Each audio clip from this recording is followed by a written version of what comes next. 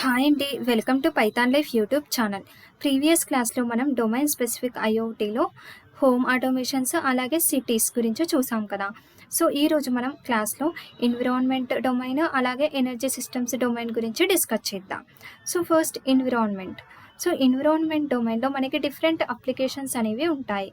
ఏంటి అని అంటే weather monitoring, air pollution monitoring, అలాగే నాయిస్ పొల్యూషన్ మానిటరింగ్, అలాగే forest fire detection.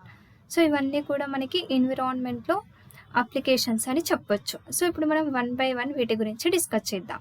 So first one వచ్చేసి వెదర్ మానిటరింగ్ సిస్టమ్.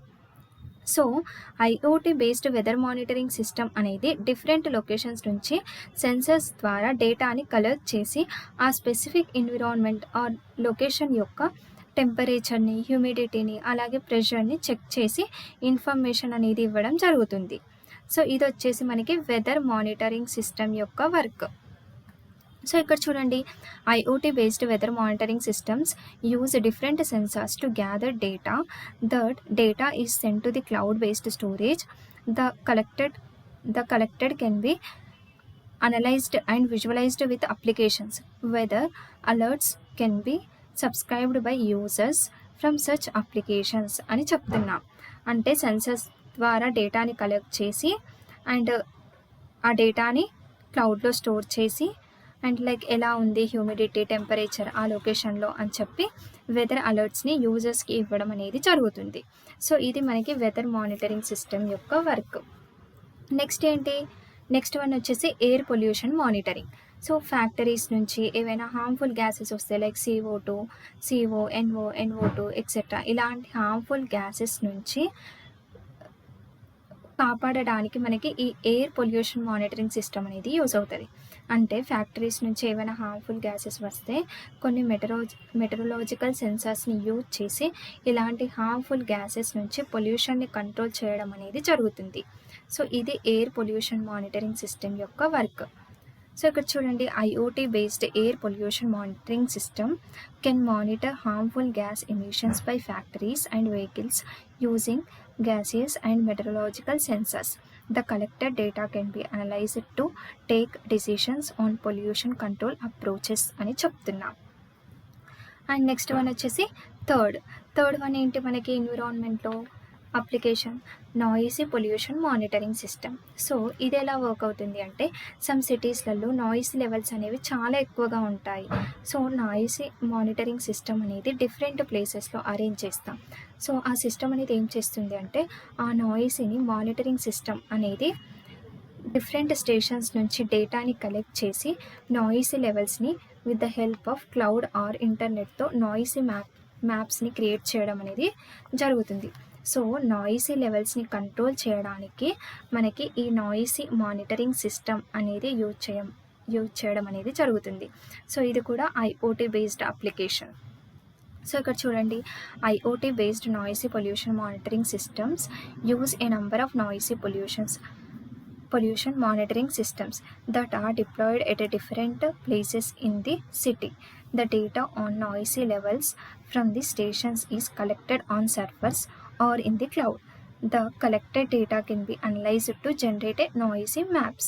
సో ఆ రకంగా సెన్సర్స్ ద్వారా డేటాని కలెక్ట్ చేసి నాయిసీ మ్యాప్స్ని జనరేట్ చేసి నాయిసీ లెవెల్స్ని తగ్గించడం అనేది జరుగుతుంది ఆ లొకేషన్స్లో, ఆ సిటీస్లలో.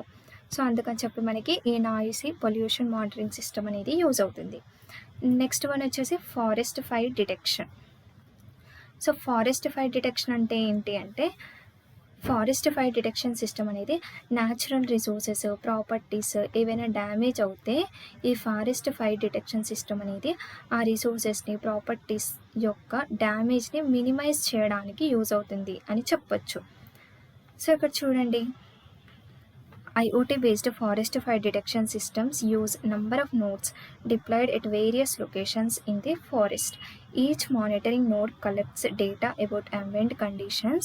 The data will be collected and analyzed for the presence of the fire and corresponding people will be alerted. So ఈ రకంగా డేటాని కలెక్ట్ చేసి అనలైజ్ చేసిన తర్వాత లైక్ అలారం వల్ల, లైక్ ఆ మెసేజ్ వల్ల పీపుల్ అనేవాళ్ళు, అక్కడున్న ఆ ఏరియాలో ఉన్న పీపుల్ అలర్ట్ అవ్వడం అనేది జరుగుతుంది. సో ఇది వచ్చేసి మనకి forest fire detection. And next one ఏంటి, river floods detections. So river floods అంటే ఏంటి, ఇప్పుడు విలేజ్లలో కానీ సిటీస్లలో కానీ లైక్ వరదలు వస్తాయి కదా. సో వరదలు వచ్చినప్పుడు మనకి న్యాచురల్ రిసోర్సెస్ విలేజెస్ అనేవి డ్యామేజ్ అవ్వడం అనేది జరుగుతుంది. సో వాటి నుంచి కాపాడడానికి ఈ రివర్ ఫ్లో డిటెక్షన్ అనేది ఏం చేస్తుంది అంటే, ముందే వాటర్ లెవెల్ని అలాగే అండ్ ఫ్లో రేట్ని సెన్స్ చేసి ముందే వార్నింగ్ ఆర్ అలర్ట్ మెసేజ్ అనేది ఇవ్వడం జరుగుతుంది. సో ఈ మానిటరింగ్ సిస్టమ్ అనేది నంబర్ ఆఫ్ సెన్సార్ నోడ్స్ని కలిగి ఉండడం అనేది జరుగుతుంది. సో నంబర్ ఆఫ్ సెన్సార్ నోడ్స్ని యూజ్ చేసి మనకి అలా అలర్ట్ మెసేజ్ అనేది ఇస్తుంది. సో ఇక్కడ చూడండి, IOT based flow monitoring system use number of sensor nodes to monitor the water level. Data from the sensors is aggregated on the server or in the cloud. Monitoring applications raise alerts in the case of rapid increases in water level or when rapid flow rate is detected.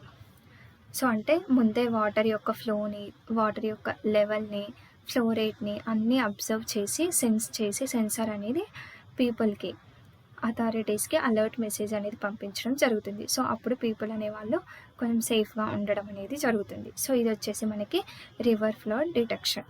So ఎన్విరాన్మెంట్లో ఇప్పటివరకు మనం ఏమేమి discuss చేసాం, weather monitoring, air pollution monitoring, అలాగే noise pollution monitoring, అలాగే forest fire detection, అలాగే river flows detection application. So ఇవన్నీ కూడా అప్లికేషన్స్ ఇన్ ఎన్విరాన్మెంట్ డొమైన్ అని చెప్పొచ్చు. నెక్స్ట్ వన్ వచ్చేసి ఎనర్జీ డొమైన్. సో ఎనర్జీ డొమైన్లో మనకి ఎలాంటి అప్లికేషన్స్ ఉంటాయి అంటే, smart grids, renewable energy systems, అలాగే ప్రోగ్నోస్టిక్స్. సో ఇవన్నీ కూడా ఏంటి, ఎనర్జీకి సంబంధించిన అప్లికేషన్స్. సో ఫస్ట్ వచ్చేసి స్మార్ట్ గ్రిడ్స్ అంటే ఏంటి అని అంటే, స్మార్ట్ గ్రిడ్ అనేది డేటా కమ్యూనికేషన్ నెట్వర్క్. ఇది ఎలక్ట్రానిక్ గ్రిడ్స్తో ఇంటిగ్రేట్ అయి ఉంటుంది. పవర్ ట్రాన్స్మిషన్, డిస్ట్రిబ్యూషన్, అలాగే కన్జంప్షన్కి ఈ సిస్టమ్ అనేది యూజ్ అవ్వడం జరుగుతుంది. సో ఇక్కడ చూడండి, smart grid is a data communication network integrated with the electrical grid. Smart grid technology provide the predictive information and recommendations to utilities, their suppliers and consumers, and how best to manage power.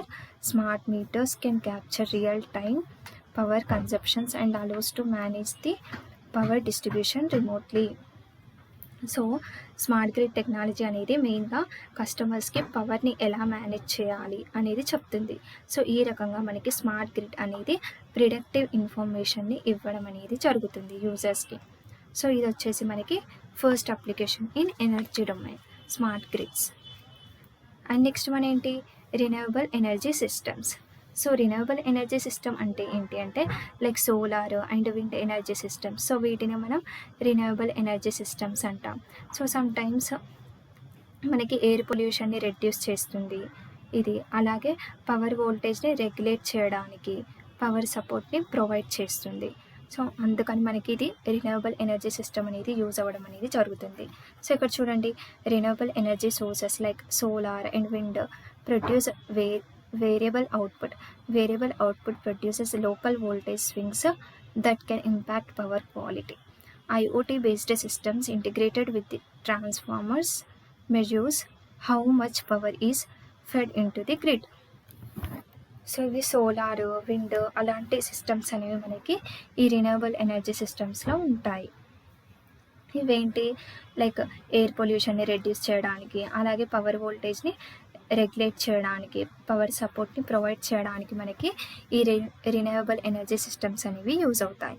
And next one వచ్చేసి prognostics అంటే ఏంటి అని అంటే, ఇప్పుడు power grids and energy, so ఇవన్నీ ఉన్నాయి కదా natural resources. So వీటి నుంచి పవర్ గ్రిడ్స్ ఎనర్జీ నుంచి ఇన్ఫర్మేషన్ని కలెక్ట్ చేస్తుంది.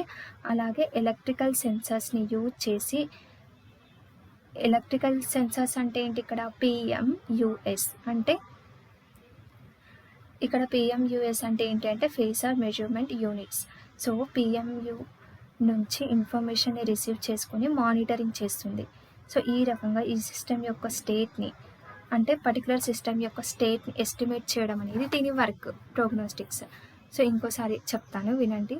ఇప్పుడు పవర్ గ్రిడ్స్ కానీ, ఎనర్జీ ఇవన్నీ ఉన్నాయి కదా! సో ఇలాంటి అప్లికేషన్స్ నుంచి ఇన్ఫర్మేషన్‌ని కలెక్ట్ చేసి with the help of using electrical sensors. Electrical sensor అంటే ఏంటి అంటే example like PMU. So phasor measurement unit. So దీని నుంచి ఇన్ఫర్మేషన్ని రిసీవ్ చేసుకొని మానిటరింగ్ అనేది చేస్తుంది డేటాని. సో అలా మానిటరింగ్ చేసిన తర్వాత ఈ రకంగా సిస్టమ్, ఆ పర్టికులర్ సిస్టమ్ యొక్క స్టేట్ని ఎస్టిమేట్ చేయడం అనేది జరుగుతుంది. ఇది ప్రోగ్నోస్టిక్స్ వర్క్. సో ఇక్కడ చూడండి, energy systems have large number of critical components whose health is essential for working correctly. IoT based monitoring systems allows for the data to be gathered about these critical components. Analysis of massive amount of data gathered by sensors can provide predictions for the impended failures అని చెప్తున్నాం. So డేటాని collect చేసి ఆ particular స్టేట్ని చెప్పడమే దీని యొక్క work. Energy systems యొక్క డేటాని కలెక్ట్ చేసి వాటిని మానిటరింగ్ చేసి ఆ పర్టికులర్ డివైస్ యొక్క స్టేట్ని ఎస్టిమేట్ చేయడం అనేది జరుగుతుంది. సో ఈరోజు మనం క్లాస్లో ఏమేమి డిస్కస్ చేసాము. ఫస్ట్ వచ్చేసి ఎన్విరాన్మెంట్, అలాగే ఎనర్జీ డొమైన్ గురించి చూసాం కదా. సో ఎన్విరాన్మెంట్లో మనం వెదర్ మానిటరింగ్ సిస్టమ్ గురించి చూసాం. అంటే లైక్ సెన్సర్స్ ద్వారా humidity, temperature and pressure particular లొకేషన్లో ఫైండ్ అవుట్ చేయడం అనేది జరుగుతుంది. అండ్ అలాగే ఎయిర్ పొల్యూషన్ మానిటరింగ్ అంటే ఏం చెప్పుకున్నాం, లైక్ ఫ్యాక్టరీస్ నుంచి వచ్చే హార్మ్ఫుల్ గ్యాసెస్ని కంట్రోల్ చేయడానికి మనకి ఎయిర్ పొల్యూషన్ మానిటరింగ్ అనేది యూజ్ అవుతుంది. అలాగే నాయిస్ పొల్యూషన్ మానిటరింగ్ అంటే సిటీస్లలో నాయిస్ లెవెల్స్ని తగ్గించడానికి, కంట్రోల్ చేయడానికి మనకి ఈ నాయిస్ పొల్యూషన్ మానిటరింగ్ సిస్టమ్ అనేది యూజ్ అవుతుంది. అలాగే ఫారెస్ట్ ఫైర్ డిటెక్షన్ అంటే న్యాచురల్ రిసోర్సెస్, అలాగే ప్రాపర్టీస్, వాటన్ని అంటే అవి డ్యామేజ్ అయినప్పుడు ఆ డ్యామేజెస్ని మినిమైజ్ చేయడానికి మనకి ఈ ఫారెస్ట్ ఫైర్ డిటెక్షన్ అనేది యూజ్ అవ్వడం జరుగుతుంది. నెక్స్ట్ వచ్చేసి రివర్ ఫ్లో డిటెక్షన్ అంటే విలేజ్లలో కానీ సిటీస్లలో కానీ వరదలు వచ్చినప్పుడు అప్పుడు న్యాచురల్ రిసోర్సెస్ లైక్ హౌస్లు పాడవడం కానీ సో అలా జరుగుతుంది కదా, విలేజ్ పాడవడం అనేది జరుగుతుంది. సో అలా రాకుండా, వరదలు రాకుండా ముందే వాటర్ లెవెల్ని, ఫ్లో రేట్ని ముందే ఎస్టిమేట్ చేసి ఎలా ఉంది అని చెప్పి ముందే అలర్ట్ మెసేజ్ని యూజర్స్కి పంపించడం అనేది జరుగుతుంది. సో ఇది వచ్చేసి రివర్ ఫ్లోడ్స్ డిటెక్షన్. నెక్స్ట్ వచ్చేసి ఎనర్జీ డొమైన్లో మనం ఏమేమి ఉంటాయి, smart grids, renewable energy systems, అలాగే ప్రోగ్నోస్టిక్స్. స్మార్ట్ గ్రిడ్స్ అంటే ఏంటి అని అంటే ఇది ఒక డేటా కమ్యూనికేషన్ నెట్వర్క్. సో ఇది ఏం చేస్తుంది అంటే పవర్ ట్రాన్స్మిషన్, డిస్ట్రిబ్యూషన్ అండ్ కన్జప్షన్కి ఈ సిస్టమ్ అనేది యూజ్ అవ్వడం జరుగుతుంది. మెయిన్గా పవర్ని ఎలా మేనేజ్ చేయాలి అనేది చెప్తుంది. నెక్స్ట్ వచ్చేసి రిన్యూవబుల్ ఎనర్జీ సిస్టమ్.